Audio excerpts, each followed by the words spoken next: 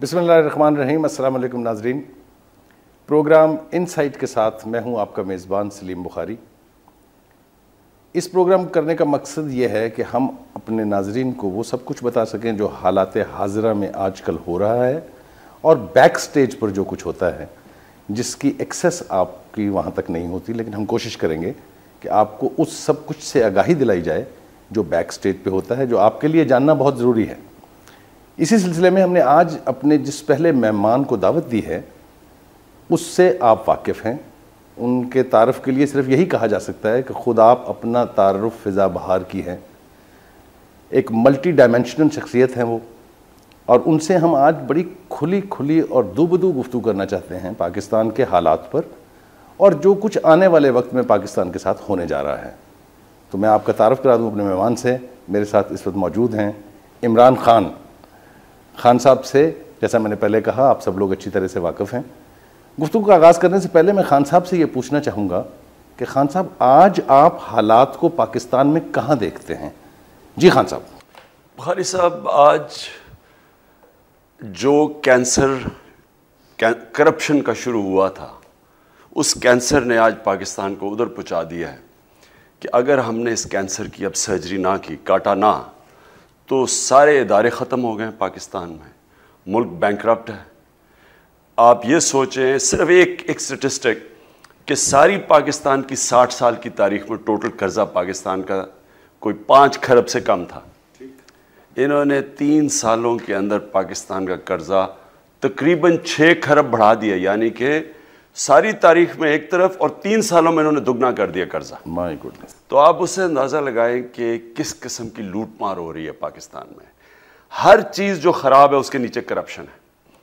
Corruption कब आती है? जब कानून नहीं होता, रूल ऑफ लॉ जब नहीं होता या इंसाफ नहीं होता, तो करप्शन होती है। क्योंकि करप्शन आसान तरीका है पैसा बनाने का। रूल ऑफ लॉ ये होता है, इंसाफ करता है कि मेहनत करोगे तो पैसा मिलेगा। जब आप एक मुल्क का निज़ाम जब करप्शन या बनाना रिपब्लिक बन जाती है, तो वो लोग पैसे बनाते हैं जो मेहनत नहीं करते। तो आज पाकिस्तान की हर चीज़ की जड़ पे जब आप पहुंचेंगे तो वहाँ लाकानूनियत है, वहाँ इंसाफ नहीं है, वहाँ करप्शन है। और करप्शन ने उधर अब हमें रखा है कि एक तो बैंकरप्ट है मुल्क। आज हमारा आमदनी और ख़र्चे में 1 खरब से ज़्यादा खसारा है। और जो पैसा लोग बेचारे टैक्स देते हैं, वो टैक्स महलों में जाता है, अयाशियों में जाता है, दौरों में जाता है, गैर मुल्की बैंकों में जाता है और बाहर ही चला जाता है। यानी यहाँ से हवाले के ज़रिए आप सोचेंगे कि तब कम 10 अरब डॉलर बाहर जाता है। वो बेचारे मेहनत करके पाकिस्तानी रेमिटेंसेस के सुबह से लेकर शाम तक काम करके पैसे भेजते हैं यहाँ, जिस पर मुल्क चल रहा है। यहाँ से एक करप्ट क्लास उतना ही पैसा बाहर भेज देती है। और फिर शर्मनाक बात यह है कि सारा बेचारा टैक्स, करप्शन का ये आलम है कि गरीब आदमी टैक्स देता है इस मुल्क में महंगाई के ज़रिए। जो चीज़ें, जो महंगाई है आज, उसकी बुनियाद करप्शन पे है। वो टैक्स देते हैं और पैसे वाले लोग इस मुल्क में टैक्स ही नहीं देते। तो बड़े बड़े लीडरान, अरबोपति 5000 रुपया कोई टैक्स देता है, कोई टैक्स ही नहीं देता। 61% असेंबली में लोग जो बैठे हैं टैक्स ही नहीं देते। तो लोएस्ट टैक्स GDP रेशो है, खसारा है बहुत बड़ा। और क्योंकि खसारा है, हमें कर्जे मांगने पड़ते हैं, हमें भीख मांगनी पड़ती है, और वो हमें ग़ुलाम बना दिया। और जो आखिर जब इसका, मैं कहूँगा कि कोई दुनिया की तारीख़ के अंदर मिसाल नहीं है कि एक मुल्क दूसरे मुल्क से पैसे लेके अपने लोगों पे बमबारी करे। ये कहीं दुनिया की इसकी कोई मिसाल नहीं है कि हमने अपनी फ़ौज को किराए की फ़ौज की तरह इस्तेमाल कर रहे हैं, दूसरों से पैसे लेके अपने लोग मारने के। मुझे ये बताइए कि वहाँ क्या कैफियत होगी जहाँ टॉप लीडरशिप जो गवर्न कर रही है, जो रूलिंग एलीट है, वो भी अगर करप्शन में मुलव्वस हो जाएगी तो फिर इसको ठीक कौन करेगा? असल में जी अलमिया ये है कि जिन लोगों ने इस मुल्क में कानून बनाना है, वो सबसे ज़्यादा कानून तोड़ते हैं। वो पैसा सारा बनाते हैं चोरी से। उन्होंने एक कॉन्फ्लिक्ट ऑफ इंटरेस्ट होता है। सारी दुनिया की जमहूरियत में एक कानून होता है कॉन्फ्लिक्ट ऑफ इंटरेस्ट, यानी कि पावर में हो के आप अपने ज़ाती फ़ायदे नहीं उठा सकते। यानी आप अपनी फैक्ट्रियाँ नहीं बना सकते, आप नेशनलाइज बैंक से लोन्स नहीं ले सकते, लोन्स आप माफ़ नहीं करवा सकते। ये दुनिया के अंदर कानून है। अगर ये ना हो तो आज ओबामा दुनिया का सबसे अमीर आदमी हो, क्योंकि सारी दुनिया की इकॉनमी एक तरफ अमेरिका की इकॉनमी है, दूसरी तरफ है। अगर वो बिज़नेस शुरू कर दे तो वो तो सारों को दुनिया को ख़रीद ले। लेकिन वहाँ कॉन्फ्लिक्ट ऑफ इंटरेस्ट है। कोई आप काम नहीं कर सकते जिधर आपके ज़ात को फ़ायदा हो हुकूमत में आके। यहाँ हुकूमत में आते ही माल बनाने हैं। आप सिर्फ बुखारी साहब एक स्टेटिस्टिक देख लें, सारे जो सियासतदान हैं देख लें कि ये पावर में आने से पहले इनके पास क्या असासे थे, पावर में आके अब क्या असासे हैं। बस उधर आपको पता चल जाएगा कि पॉलिटिक्स में क्यों है। हम अवाम के लिए आ रहे हैं, हम अवाम की मदद कर रहे हैं, हम अवाम की खिदमत कर रहे हैं। लेकिन जब आप देखेंगे इनके असासे कैसे ऊपर गए हैं पॉलिटिक्स में, तो आपको पता चल जाएगा किसकी खिदमत करने ये लोग आए हैं। और इसमें बदकिस्मती ये है कि ज़ियाउल हक का जो दौर था, जो नॉन पार्टी इलेक्शन हुआ था, उस इलेक्शन से आप देखेंगे करप्शन ऊपर गई है। क्योंकि उसने क्या किया, क्योंकि नॉन पार्टी इलेक्शन था, उनको साथ मिलाना था, उनको ख़रीदना शुरू कर दिया। फिर ये ख़रीदे गए, फिर सियासतदानों ने अपने आप को बेचा, फिर छांगा मांगा पॉलिटिक्स आई। पाकिस्तान के प्लॉट्स, अरबों रुपए के यहाँ LDA के प्लॉट्स दिए गए पार्टी बनाने के लिए, जो PMLN बनी, क्योंकि इन्होंने सारे प्लॉट्स दिए। फिर उसके बाद लिफाफा जर्नलिज्म शुरू हुई, खरीदो फरोख्त शुरू हुआ। यानी कि इन्होंने उस दिन से, आप करप्शन देखें पाकिस्तान में किधर है, उन दिन में से देखें कि सियासत इलेक्शन लड़ने का खर्चा किधर पहुंच गया है। क्योंकि खर्चा क्यों करते हैं, मैं ये सवाल पूछे ना जी, क्यों करोड़ों रुपया खर्च करते हैं इलेक्शन के ऊपर? क्या लोगों की खिदमत करने के लिए करते हैं? तो ये एक इन्वेस्टमेंट करते हैं। सबसे आसान बिजनेस ये है कि पॉलिटिक्स में और लूटो मुल्क को, तो ऊपर से शुरू होती है हमेशा। और जो मुल्कों ने तरक्की की है, आप देख लें कि उनमें, हमारे इलाके में, उनमें एक चीज़ कॉमन थी, लीडर ईमानदार थे। मलेशिया, महातिर मोहम्मद, ईमानदार आदमी। ली कुआन यू, सिंगापुर, ईमानदार। और ली कुआन यू की एक बड़ी, उसने एक दफ़ा कहा कि या लीडर अपने लिए पैसा बना सकता है या वो मुल्क के लिए पैसा बना सकता है, दोनों नहीं हो सकता। और अर्दोगान, तुर्की के अंदर एक ईमानदार आदमी आया, उसने कहाँ से कहा तुर्की को पहुँचा दिया। ये एक चीज़ कॉमन होती है, जो आदमी कामयाब होता है, अपने लोगों की खुशहाली लेके आता है, ईमानदारी होती है। यहाँ मैं बार बार कहता रहा हूँ कि ये पॉलिटिशियन सारे अपने असासे डिक्लेयर करें, अपने नाम पे क्यों नहीं चीज़ें रखते? अरबोपति हैं। आप इनके अपने असासे देखें तो आपको तरस आएगा कि इनको बेनज़ीर इनकम सपोर्ट प्रोग्राम पे डाल दो। इतने गरीब लोग हैं, ये गाड़ियाँ नहीं है बेचारों के पास, और अरबोपति हैं। तो ये इसलिए असासे डिक्लेयर नहीं करते कि सारी करप्शन सामने आ जाएगी। बिल्कुल ठीक। खान साहब, करप्शन की बात हो रही है, जुल्फ़िकार मिर्ज़ा साहब एक नए फिनोमेना के तौर पे सामने आए हैं, और उन्होंने भी करप्शन के हवाले से बहुत खौफनाक नौइयत के चार्जेस लगाए हैं, चाहे वो रहमान मलिक पर हैं, चाहे वो भत्ता माफिया के हवाले से हैं। जो बातें उसने की हैं खान साहब, उसके ऊपर आपका क्या रिएक्शन है? कैसे देखते हैं आप ये कोई चाल है या दर हकीकत एक आदमी उठ खड़ा हुआ है कि एक नई रविश डाली जाए इस मुल्क में? या तो कई कहते हैं जी जरदारी से मिलकर उसने किया है क्योंकि करीब है, कोई कहता है कि उसने MQM को डैमेज करने के लिए किया है। जो भी किया है, जो भी उसकी वजह है, उसको भूल जाए आप। एक मुल्क का इंटीरियर मिनिस्टर, एक बड़े सूबे का, ये जो वो बातें कह गया है, जब तक आप इसके ऊपर एक इंडिपेंडेंट इम्पार्शियल इंक्वायरी नहीं करवाएंगे, ये बहुत सिवियर चार्जेस हैं। अगर ये सच हैं, ये मुल्क को, ये तो मुल्क को बर्बाद करने की बात है, ये तो तोड़ने की बात है मुल्क को। देखे ना, उसने चार्ज लगाया कि अल्ताफ हुसैन ने पठानों को भी मारने को कहा, और उसने अमेरिका के कहने पर मुल्क तोड़ा है। इससे बड़ा सीरियस चार्ज एक इंटीरियर मिनिस्टर, जो ब्रिटिश प्राइम मिनिस्टर को खत लिखा, वो खत भी लिखा। ये जो तीनों चार्जेस हैं, ये यानी कौन मुल्क इसके ऊपर इन्वेस्टिगेट नहीं करेगा? अगर इंटीरियर मिनिस्टर कह रहा है जिसके नीचे सारी एजेंसीज और पुलिस है, इसका मतलब इसको इनसाइड इंफॉर्मेशन। दूसरा, इसने रहमान मलिक पे चार्ज लगाया कि किलर्स, जो लोग कातिल हैं, दहशतगर्द है, उनको वो छुड़वा रहा है मुफाहमत के नाम पे। यानी कि ये इतना खौफनाक चार्ज है कि कराची में लाशें गिरती हैं, बेचारे गरीब आदमी मारे जाते हैं, और उनके बेचारी औरतें बच्चे घर में बेवा हो जाते हैं। उसके बाद वो मुफाहमत कर लेते हैं जी, इकट्ठे बैठ जाते हैं, मीटिंग होती है, ये सारे भूल जाते हैं और किलर्स को, कातलों को छोड़ देते हैं। यानी कोई आप ये इतना सीरियस चार्ज है कि जो कत्लेआम हो रही है, इसका मतलब ये पार्टी के, उसने असल में कहा कि पार्टी, जो पॉलिटिकल पार्टीज पावर में हैं, उनके अपने कत्ल मुलव्वस है। और क्यों कर रहे हैं? माल बनाने के लिए। उसमें ज़मीनों पे कब्जे कर रहे हैं, भत्ता ले रहे हैं, वैसे चोरी डाके मार रहे हैं, कत्ल कर रहे हैं लोगों को, अफवाह कर रहे हैं लोगों को। ये इतने सीरियस चार्जेस हैं कि इनकी अगर आप इन्वेस्टिगेशन नहीं करेंगे, तो आप नहीं समझते कि ये जिम्मेदारी जो है ये आला अदलिया की भी है कि जब एक इतना जिम्मेदार आदमी जो इतने जिम्मेदार ओहदों पर रह चुका हो, उसने इतनी बड़ी चार्जशीट लगा दी है, तो आपके ख्याल से सुओ मोटो एक्शन नहीं होना चाहिए इस पे? अदलिया, आप देखें ना, सुप्रीम कोर्ट ने हेयरिंग तो करनी है इसके ऊपर, वो तो कराची के इश्यूज पर इस पर कर रही है, तो आप समझते हैं कि इसको, इसके चार्जशीट को उसका हिस्सा बना देना चाहिए? ये सारा कराची के इशू के ऊपर रिलेटेड है। ये जो ये कह रहा है कि जी ये जान के करवाया जा रहा है तोड़ने के लिए, जो क्रिमिनल्स पकड़े जाते हैं उनको छोड़ दिया जाता है पॉलिटिकल पार्टीज की प्रेशर पे, जो हुकूमत में बैठे मुफाहमत के नाम पे। ये कितनी शर्म की बात है कि मुकमुका को ये मुफाहमत कह रहे हैं। मुकमुका क्या है कि अच्छा तुम ये कर लो, तुम ये कर लो, तुम उतनी ज़मीन ले लो, तुम ये कब्जा कर लो, तुम इधर माल बना लो, ये वजारतें लेके हम इतना कर लेंगे, और जब लड़ाई हो और आपस में अगर कोई डिसएग्रीमेंट हो जाए लाशें गिरा दो, उसके बाद हम मुकमुका कर ले, और ये मुफाहमत के नाम पे हो रहा है सारा। ये इतना ज़िल्लत का और शर्मनाक दौर है पाकिस्तान के लिए। और जो जुल्फ़िकार मिर्ज़ा क्या बैठा है, इसके ऊपर सुप्रीम कोर्ट को इन्वेस्टिगेशन करनी चाहिए, लेकिन मैं अभी भी आपको कहूँगा इसमें से कुछ नहीं होना, क्योंकि यही सुप्रीम कोर्ट केसेस आपके सामने हैं। सुप्रीम कोर्ट के अंदर करप्शन के NICL केस है, ये हज के ऊपर स्कैम है, NRO है, लेकिन वो सारे हुकूमत उसको सुप्रीम कोर्ट को बजाय चलने के मुजरिमों को हुकूमत तहफ़्फ़ुज़ दे रही है। यानी असल में ये जो सारी इंडाइटमेंट है ये एक आदमी के खिलाफ है, उसका नाम है आसिफ अली जरदारी। आपसे बड़े मज़े की गुफ्तगू हो रही है, बहुत सारी चीज़ें हमारे नाज़रीन तक पहुँचेंगी आपके ज़रिए से। इस वक्त है एक ब्रेक का, ब्रेक पर चलते हैं, ब्रेक से वापस आएंगे तो खान साहब से दूसरे अहम मौज़ूआत पर बातचीत का सिलसिला जारी रखेंगे।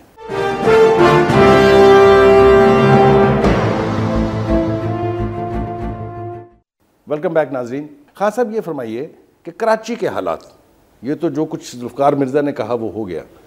3 जमातें वहाँ इक़्तिदार में शरीक हैं, ANP, MQM और पीपल्स पार्टी। हुकूमत में भी तीनों शामिल हैं। मामला जात फिर ठीक नहीं हो रहे, तो ये कौन काबू करेगा कराची के हालात को? बुखारी साहब, ये तीनों नहीं कर सकते। ये जो मर्जी कर लें ये नहीं कर सकते। क्यों नहीं कर सकते? इन तीनों के पास अब मुसल्ला ग्रुप हैं। ये MQM ने शुरू किया, ये रवायत जो की कि मुसल्ला ग्रुप्स रखने वाली जो मिलिटेंट ग्रुप था MQM का, इन्होंने शुरू किया। लाशें गिराते थे, पावर यूज़ करते थे, भत्ता लेते थे, टारगेट किलिंग करते थे। वो जब MQM के पास आई, और ख़ास तौर पे जब नसीरुल्लाह बाबर का ऑपरेशन ख़त्म हुआ और चुन चुन के पुलिस वालों बेचारों को मारा गया, जिनको सिर्फ अपनी ड्यूटी कर रहे थे, एक एक को मारा गया। और उसमें PMLN शामिल है, क्योंकि इन्होंने यहाँ से ट्रांसफ़र करवाई कई DSPs की कराची, क्योंकि इनकी भी मुफाहमत हो गई थी तब MQM से। पहले ऑपरेशन किया था, शॉर्ट लिफ्ट थी, लेकिन इनकी भी मुफाहमत हो गई थी, और मुफाहमत में इन्होंने बेचारे पुलिस वाले मरवा दिए। अब वो जब पुलिस वाले मारे गए तो पुलिस ने तो उसके बाद किसी को नहीं कुछ करना था। जब लोगों को पता चला कि पुलिस ने हमें तहफ़्फ़ुज़ ही नहीं देना, सब ने अपने ग्रुप्स बनाने शुरू कर दिए। हमने तहरीक इंसाफ जब बनाई तो हमें कराची में हमारे जब पार्टी वाले आए कि जी हमें एक मुसल्ला ग्रुप चाहिए पार्टी में तहफ़्फ़ुज़ देने के लिए, और कई लोग चले गए कि नहीं जी अगर आपके हमें कोई करेगा तो आपके पास तो कोई मुसल्ला ग्रुप ही नहीं है। हमने ये फैसला किया कि अगर हमने अपना मुसल्ला ग्रुप बना दिया तो वो 2 कत्ल हमारे लिए करेगा या करेगा वो 10 अपने लिए भी करेगा, जो कि दूसरी पार्टियों वाले कर रहे हैं। और अब ये क्या हो रहा है कि MQM का जब बना, बाकियों ने बनाने शुरू कर दिए। अब सारी पार्टीज के पास भी, तंजीमों के पास मुसल्ला ग्रुप्स हैं। अब ये जो सारे मुसल्ला ग्रुप हैं ये क्या कर रहे हैं? ये काम करते हैं, थोड़े बहुत पार्टीज़ के भी करते हैं, लेकिन ये सारे अब इंडिपेंडेंट हो गए हैं, ये एंटरप्रेन्योर्स बन गए हैं, ये अपनी बिजनेसेस शुरू कर दिए इन्होंने। और मुझे तो एक इन्फॉर्मेशन दी, बड़ी खौफनाक इन्फॉर्मेशन थी, एजेंसीज़ के आदमी ने, उसने कहा अब ये पार्टीज़ इनको मुसल्ला ग्रुप्स को नहीं कंट्रोल करती, ये पार्टीज़ को कंट्रोल करते हैं। ये इतने ताकतवर हो गए हैं कि पार्टीज़ को कंट्रोल करते हैं, उनके हाथ में ही नहीं है। तो ये जो हालात हैं इसमें आप क्या एक्सपेक्ट करते हैं?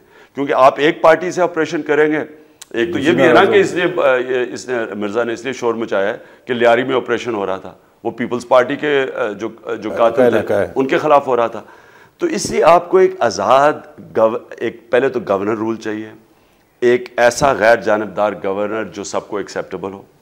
उसके नीचे एक आज़ाद पुलिस फोर्स चाहिए जो वो गवर्नर के नीचे चुने, जो कि टॉप पुलिस ऑफिसर्स हो, जो किसी पार्टी के साथ एफिलिएटेड ना हो। अब आपने बात की थी गवर्नर इंडिपेंडेंट होना चाहिए जिसके तहत ये ऑपरेशन हो, तो लोगों ने, आपके मुखालफिन ने भी और कुछ लोगों ने कहा आप गवर्नर ही मांग रहे हैं कराची की। ये वो कहते हैं ना, जिस तरह का आदमी उसी तरह की सोच। ये बेचारे घुटनों पे चढ़ के इनको वजारतें ऑफर हो जाए, बेचारे पैरों पे जाते हैं। एक चीफ मिनिस्ट्री ऑफर हो जाए, वो पार्टी जिसको बुरा भला कहते हैं तो उनके साथ मिलकर 3 साल ये हुकूमत कर सकते हैं। तो इनको ये मैं ये उनको कह रहा था कि क्योंकि हमारा तहरीक इंसाफ वो पार्टी है जिसका कोई मुसल्ला ग्रुप नहीं है, हम इसमें बिल्कुल गैर जानिबदार होंगे कि जो 3 पार्टीज के मुसल्ला ग्रुप्स हैं वही लड़ रहे हैं ना।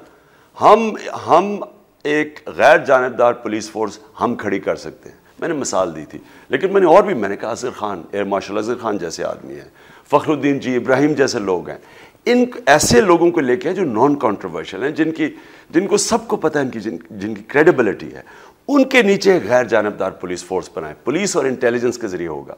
जो लोग कहते हैं जी फौज आ जाए, उनको पता नहीं है कि फौज को आपने बर्बाद करना है, उनको अपने लोगों के खिलाफ ऑपरेशन करवा दें, क्योंकि फौज की ट्रेनिंग ही नहीं है। आपने एक दफ़ा मुझे याद है कहा था कि रेंजर्स फौज की ही एक शक्ल का नाम है, जो आपके सिविल एडमिनिस्ट्रेशन के लिए मौजूद होती है, उसके सारे ऑफिसर फौज से आते हैं।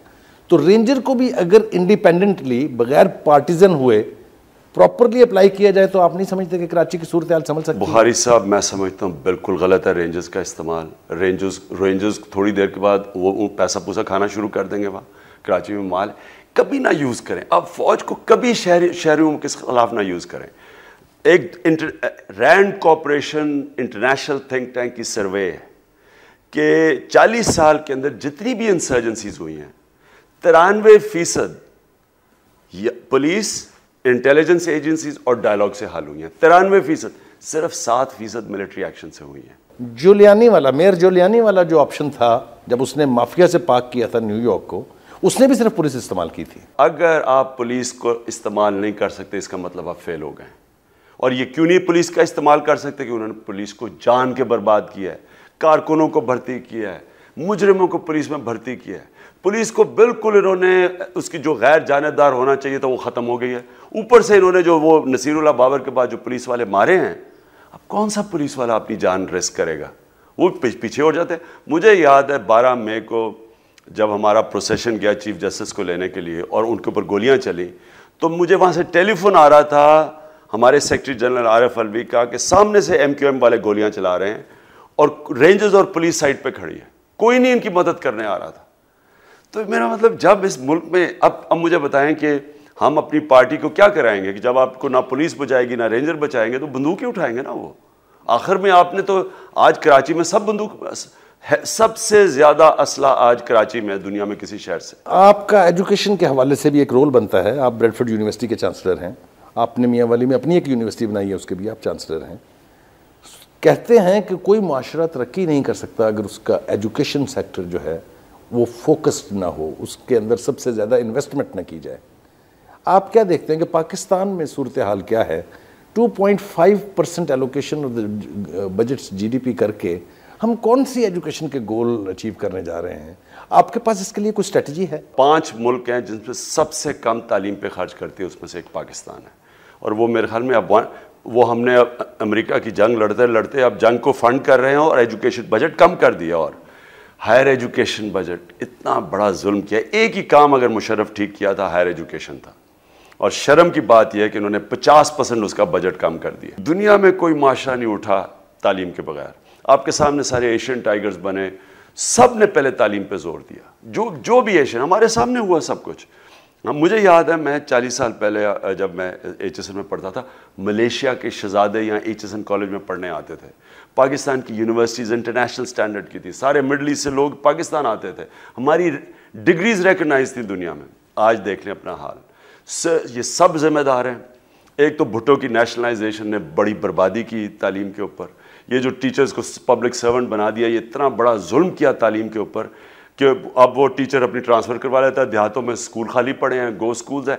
ये सारा ये जो वहाँ से शुरू हुआ और उसके बाद मुसलसल इन्होंने रेल एजुकेशन स्पेंडिंग थी वो कम करते गए, सब करते गए।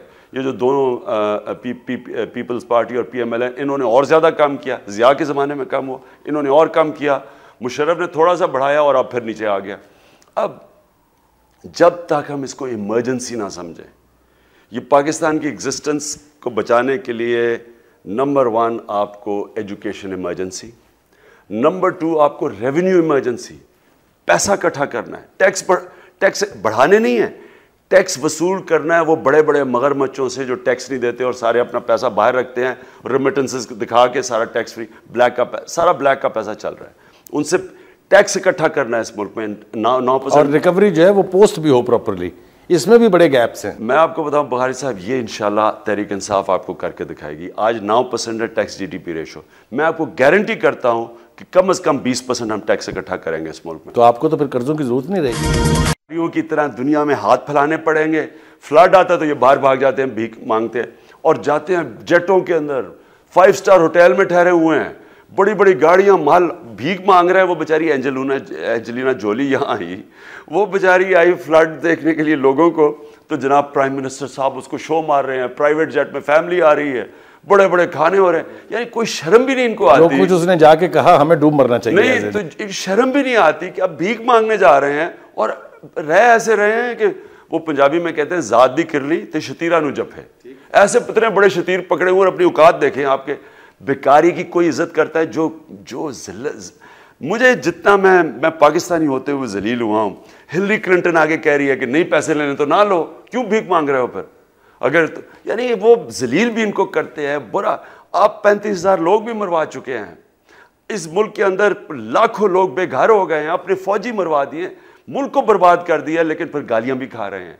उसामा बिन लादेन का हुआ, नहीं जी ये पाकिस्तानियों ने छुपाया हुआ था इसको, ये पैसे बनाने के, यानी उन्होंने जो हमें जलील किया है। कोई गैरतमंद कौम कभी ऐसे जलील हो सकती है? ये लीडरशिप इनका मकसद ही नहीं है। इनका सारा, जिनके मफादात पाकिस्तान में नहीं है, जिनकी जायदादें पाकिस्तान में पड़ी और बैंक बैलेंसेस बाहर हैं, कभी आगे से उनको इस मुल्क के अंदर पॉलिटिक्स करने की इजाजत ही नहीं देनी चाहिए। उनके इंटरेस्ट ही नहीं है इस मुल्क में। यानी उनको इतने बेगैरत हैं कि आपको शर्म नहीं आ रही कि आपने वहाँ बड़े बड़े आसिफ जरदारी साहब अपनी शैटों पे जा रहे हैं, यहाँ लोग फ्लड में मर रहे हैं, इनको कोई शर्म भी नहीं है इनको। और इनका रहन सहन देखें। मैं लंदन में इन लोगों को देखा कर, आप किसी कसिनो में चले जाएं, आपकी रूलिंग एलिट भरी हुई है वहाँ। यहाँ लोग भूखे मर रहे हैं कि जुआ खेलते जा रहे। वो इसकी जब तक एजुकेशन इमरजेंसी, टैक्स रिकवरी, सही टैक्स का निज़ाम करें, अमीरों से पैसा ले गरीबों पे खर्च करें, और तीसरी चीज़ करप्शन के बुत को, जब तक करप्शन को आप टैकल नहीं करते पाकिस्तान वायबल ही नहीं रहेगा। एक तासुर आम है कि अमेरिका की मदद के बगैर कोई पार्टी, कोई लीडर इक़्तिदार में नहीं आ सकता।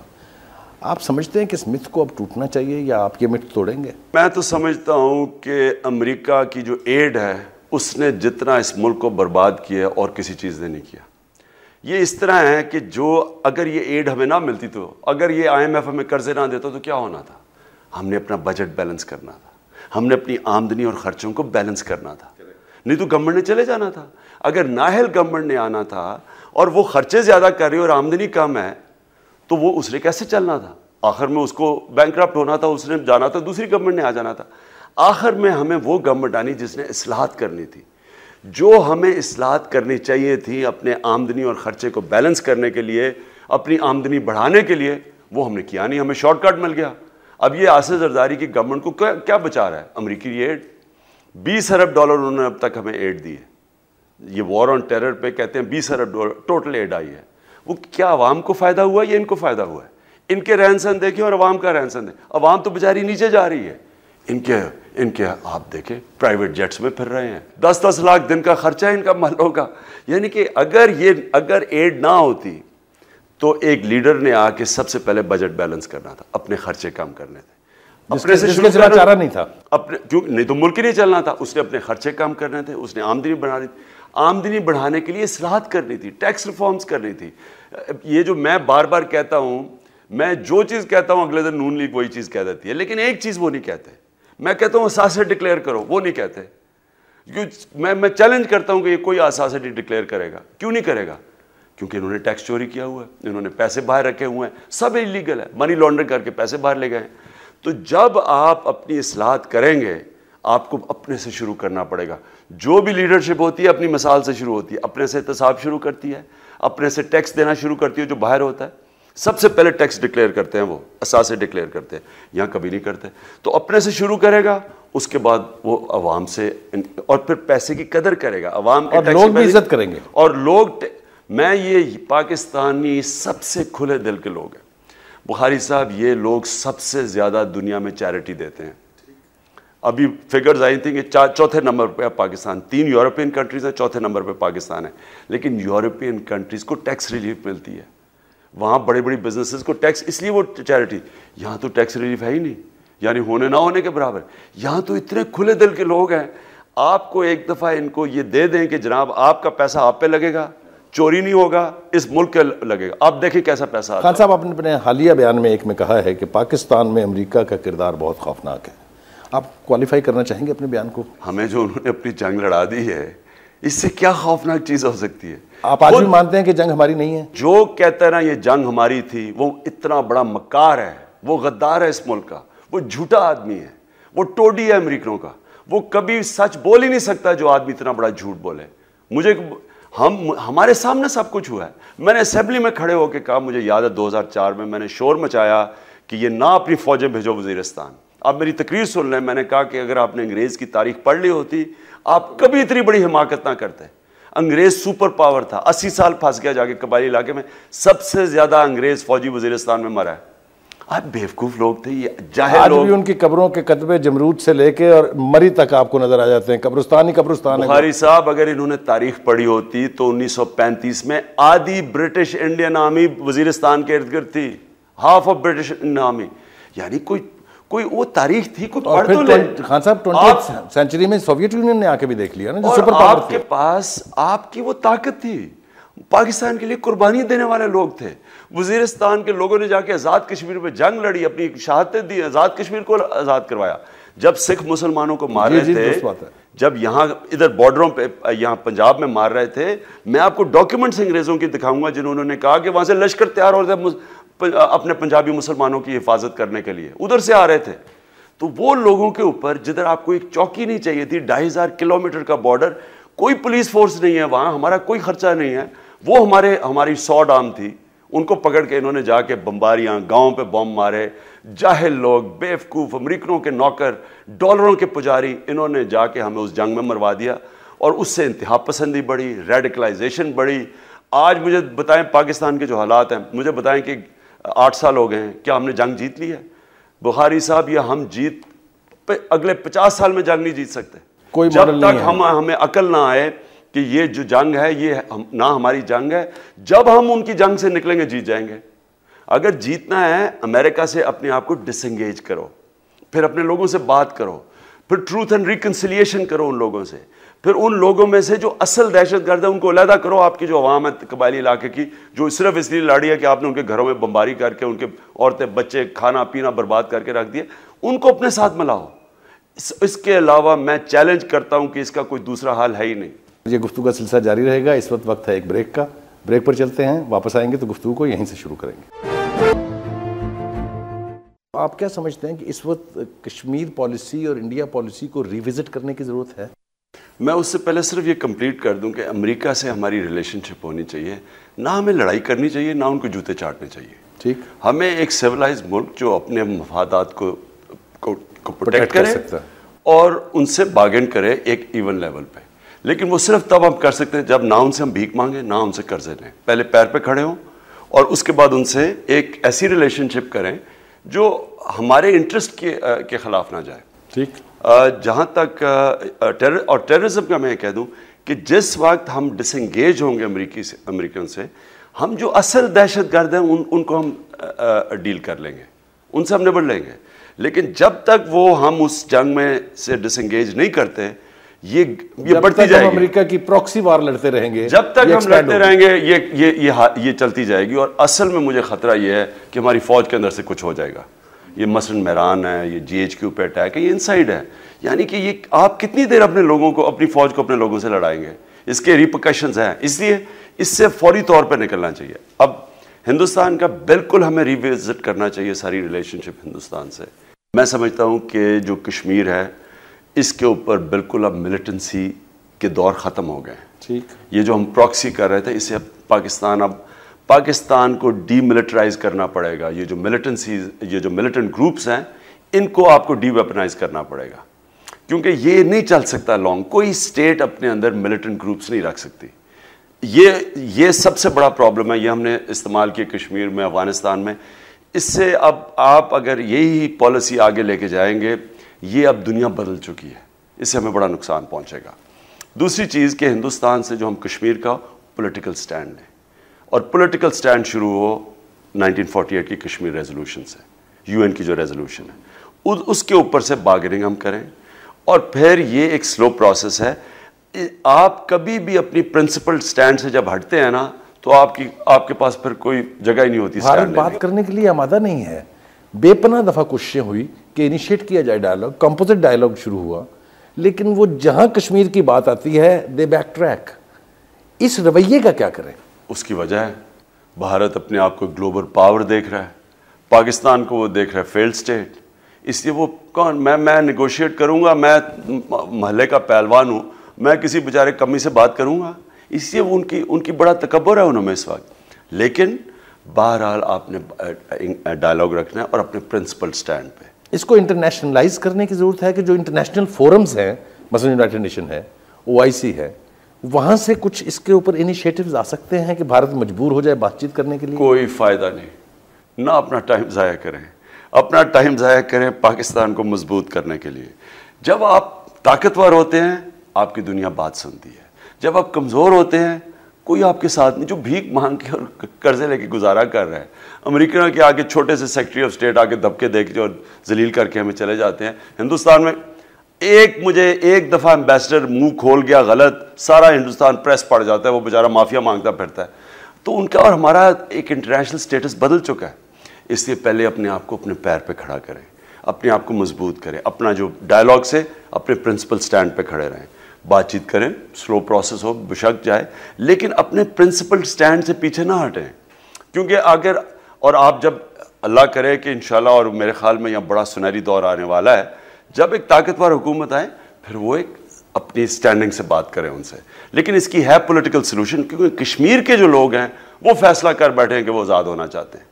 उनको अब हम जब मिलिटेंसी करते हैं तो मौका मिल जाता है, जो 7 लाख हिंदुस्तानी फौजी हैं वो उनके ऊपर तशद्दुद और जुल्म करते हैं, और वो बेचारे और पीस देते हैं उनको एक पॉलिटिकल स्ट्रगल में इनकरेज करें, अपने जो उनका राइट ऑफ सेल्फ डिटर्मिनेशन है। जिस तरीके का टॉर्चर वहाँ किया जा रहा है उस पर खामोश हो जाए, या पब्लिक ओपिनियन इंटरनेशनल जो है उसको मोटिवेट करने की जरूरत है? बिल्कुल करना चाहिए। मैं बिल्कुल इसके खिलाफ हूँ कि ये कोई देखे ना, मैं क्यों पाकिस्तानी फ़ौज के हर मिलिट्री ऑपरेशन के ख़िलाफ़ हूँ। मैं हर की मैं ख़िलाफ़, जो बलूचिस्तान में किया उसके हमने ऊंची हमारी पार्टी ने उसके ख़िलाफ़ किया। सारे ये जो उन्होंने अपने फाटा के अंदर ऑपरेशन किए इसके ख़िलाफ़ हम थे। देखिए मिलिट्री ऑपरेशन, जब मिलिट्री आप शहर में भेजेंगे ना, उनकी ट्रेनिंग ही नहीं है, उनकी ट्रेनिंग नहीं है शहरी इलाकों में ऑपरेट करने की। And know army can fight with its own people. नहीं जी, किसी और का भी जिधर आर्मी जाती है, अब ये जो हिंदुस्तान कश्मीर में है, जो ह्यूमन राइट्स अब्यूज़ वहाँ हैं, जो इस पाकिस्तान में ह्यूमन राइट्स अब्यूज़ थे पाकिस्तान आर्मी के, जो अमेरिकनों के इराक में, अफगानिस्तान में, ये होना ही है। वियतनाम में जो अमेरिकनों ने किया, आप जब शहरी इलाकों में फ़ौज का इस्तेमाल करेंगे यही होना है। इसलिए ये हल नहीं है। ये जो है वो आज हिंदुस्तान फ़ौज जिस दिन हटेगी वो सारी कौम ने खड़ा हो जाना है आज़ादी के लिए। जी नाजरीन, वक्त हुआ चाहता है एक ब्रेक का। हम ब्रेक से वापस आके इस बातचीत को आगे बढ़ाएंगे। चलते हैं एक ब्रेक के लिए। वेलकम बैक नाजरीन। इलेक्शन करीब है। आपके बारे में आपके मुखालिफिन एक बात कहते हैं कि आपकी सबसे ज़्यादा कुव्वत जो है वो है अर्बन एरियाज़ में, जहां आप यूथ को अट्रैक्ट कर रहे हैं और लोग जोक दर जोक आपके जलसों में भी आ रहे हैं, आपकी पार्टी में भी शामिल हो रहे हैं। इतने बड़े रूरल एरिया को जो 80% है पाकिस्तान का, आपने इग्नोर किया हुआ है या आप वहाँ भी फोकस किए हुए हैं? आज हमारे पास इतनी पब्लिक आ रही है कि हमें पार्टी में मुश्किल पड़ी है उनको अकोमोडेट, हम अपनी पार्टी अपग्रेड कर रहे हैं, सिस्टम्स कर रहे हैं उनको लेने के लिए। लोग कहते हैं जी कि शहरों में और देहात में नहीं है। इनको ये नहीं पता कि जुल्फ़िकार अली भुट्टो का भी शहर में था शुरू में, वो GT रोड पर ही था सिर्फ। लेकिन जो शहर हैं वो देहातों को मुतासर करते हैं। देहात में लोग ज़्यादा सियासी होते हैं शहर से। देहात में लोग मजबूर होते हैं, मजबूर हैं कि क्योंकि कानून तो है ही नहीं, तो उनको चाहते हैं कि ताकतवर के साथ वो जाए जो इलेक्शन जीतेगा। 3-4 घर होते हैं हर कंस्टिट्यूंसी में, मसलन मियाँ वाली मेरा देहाती इलाका है, और 3-4 बड़े घर होते हैं जो इलेक्शन लड़ते हैं। वो जो पॉलिटिशियंस होते हैं वो देखते हैं कि मैं घर से इतने वोट लेकर निकला हूँ, पार्टी का इतना वोट बैंक है, अगर मैं इस पार्टी के साथ जाऊंगा तो इसका और मेरा वोट मिला के मैं जीत जाऊंगा। तो ऐसा आता है कि जब वो देखते हैं आपका वोट बैंक, तो वो आपके घरों पे आते हैं टिकट लेने के लिए आपका। उससे पहले आप उनके पीछे जा रहे होते हैं और वो आपकी परवाह नहीं करते। आज वो सूरत हाल है कि हमारे पास एक हल्के में 2-2 पॉलिटिशियन कंस्टिट्यूंसी के आ रहे हैं। हमारा प्रॉब्लम ये है कि तहरीक इंसाफ है एक तब्दीली की जमात। हमें ये नहीं है कि कैंडिडेट्स नहीं मिलेंगे, हमें मुश्किल ये पड़ी हुई है कि कैंडिडेट्स वो लें जो कि तहरीक इंसाफ के इमेज के साथ हों, यानी वो करप्ट ना हो, उनका नाम ना हो उनके। और बदकिस्मती ये है कि ज्यादातर जो सियासी क्लास है वो करप्ट हो चुकी है, क्योंकि देखें ना, जिसने करोड़ों रुपया इलेक्शन में खर्च करना है वो कोई हातम ताई तो नहीं आया, वो कौन है वो जो इतने ज्यादा पैसे लगाता है। हाँ साहब, इलेक्शनियरिंग एक एक्सपेंसिव गेम तो है पाकिस्तान में। नहीं, मैं वही आपके पास पैसा कहां से? नहीं, मैं आपको पहले तो ये बताऊं ना, प्रॉब्लम क्या है, क्यों नहीं लोग लड़ते हैं, क्यों नहीं शरीफ आदमी इलेक्शन लड़ता? कौन करोड़ों रुपया खर्च करेगा इलेक्शन के लिए, और फिर उसने पैसे भी नहीं बनाने होंगे, तो उसने सोचना है कि मैं करोड़ रुपया लगा तो दूंगा, मिलेगा भी कुछ नहीं, सिर्फ लोगों को रिप्रेजेंट करूंगा। कम लोग हैं तो पॉलिटिकल क्लास में, लेकिन ऐसे लोग हैं। हाँ, बिल्कुल हैं, पॉलिटिकल क्लास में ऐसे लोग हैं, कम हैं। हमारा प्रॉब्लम यह है कि हम ये 2 नंबर को ले नहीं सकते, क्योंकि हम जब लेंगे तो हमारा जो नौजवान है वो तब्दीली चाह रहा है, वो जब इनको देखेगा वो कहेगा जी इनमें और उनमें क्या फ़र्क है। इसलिए हमने अपनी पिच पे खेलना है, और वो मैं आपको ये यकीन दिला दूं कि तहरीक इंसाफ किसी बदनाम आदमी को टिकट नहीं देगी, चाहे वो जितना मर्जी ताकतवर कैंडिडेट हो।